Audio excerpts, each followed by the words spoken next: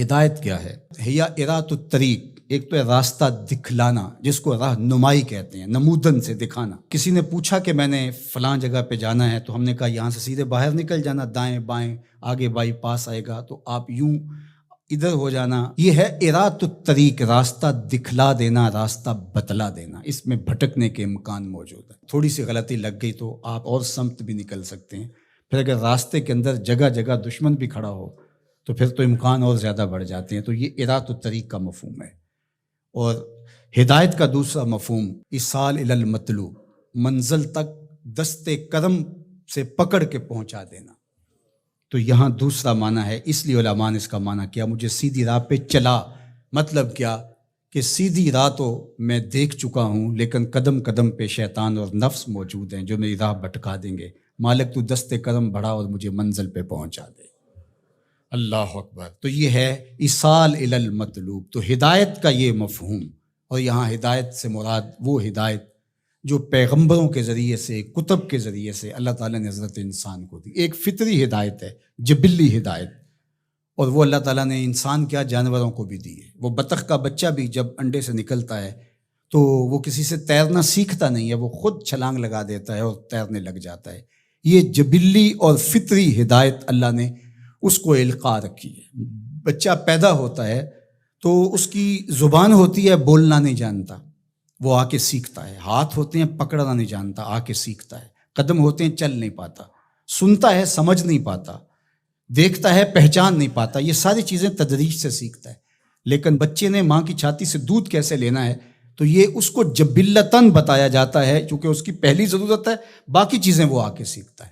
اسی طرح خیر اور شر، یہ بھی اللہ تعالیٰ نے القاء کیا انسان کو۔ پیغمبروں نے آ کے راستے اجالے، لیکن اچھائی کیا ہے، برائی کیا ہے، یہ انسان کو پتہ ہے۔ کسی کو تھپڑ مارنا بری بات ہے، یہ کہیں سے اس نے نہ بھی پڑھا ہو، کسی نے استاد نے نہ بھی بتایا ہو، یہ اس کا ضمیر بتاتا ہے کہ یہ غلط ہے۔ تو خیر اور شر یہ اندر تمہارا بتاتا ہے، یہ فطری اور جبلی ہدایت ہے۔ فَأَلْهَمَهَا فُجُورَهَا وَتَقْوَاهَا۔ اللہ انا ہدیناہ السبیل اما شاکرا و اما کفورا۔ یہ فطری جبلی ہدایت ہے، لیکن انسان کے لیے وہ کافی نہیں ہے۔ اس لیے اللہ کی بارگاہ میں عرض گزار ہوا، اہدنا الصراط المستقیم۔ اللہ مجھے جبلی ہدایت تو عطا کر دی، اور تو نے مجھے ایمان کا نور بھی دیا، تبھی تو نماز کے لیے یہاں آ کے کھڑا ہوں نا۔ وضو کیا ہے، مسجد میں آیا ہے، لباس پہنا ہے، ہاتھ باندھے ہیں، قبلہ رخ کیا ہے، اور پھر بھی ہدایت مانگ رہا ہے، تو پھر اس کا مطلب یہ ہے کہ یہ استقامت ہدایت پہ مانگ رہا ہے، اور ایصال الی المطلوب والی ہدایت طلب کر رہا ہے کہ جگہ جگہ شیطان موجود ہے، مجھے بھٹکا دے گا، میرے مالک مجھے منزل مقصود تک پہنچا دے۔ صراط مستقیم، سیدھی راہ، اس کا ایک معنی لکھا کہ الاسلام ہے، کہ صراط مستقیم اسلام ہے، مجھے اسلام کا راستہ عطا کر دے۔ دوسرا معنی اس کا بیان فرمایا کہ انہو کتاب اللہ تعالی، اس سے مراد کتاب الہی ہے، قرآن مجید ہے، چونکہ قرآن سے سیدھا کوئی راستہ ہو نہیں سکتا۔ ان ھذا القرآن یہدی للتی ہی اقوم، یہ وہ راستہ دکھاتا ہے جو بالکل سیدھا ہے۔ قرب قیامت کے فتنوں کا ذکر جب ہوا تو حضرت علی نے حضور سے پوچھا کہ حضور پہ بچنے کی صورت کیا ہے، تو برجستہ کہا اللہ کی کتاب قرآن مجید۔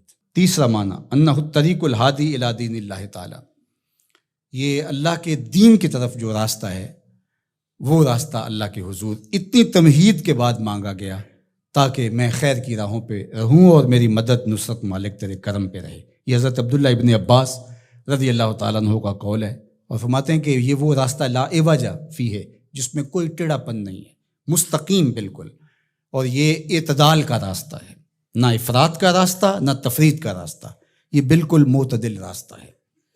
اور پھر چوتھا قول جو حضرت حسن بصری اور ابو العالیہ رضی اللہ تعالی عنہ کا ہے، وہ فرماتے ہیں صراط مستقیم سے مراد ہوا رسول اللہ صلی اللہ علیہ وآلہ وسلم۔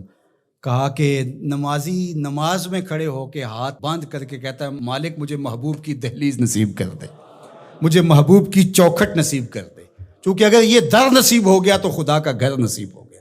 بخدا خدا کا یہی ہے در، نہیں اور کوئی مفر مکر، جو وہاں ہو یہیں آ کے ہو، جو یہاں نہیں وہ وہاں نہیں۔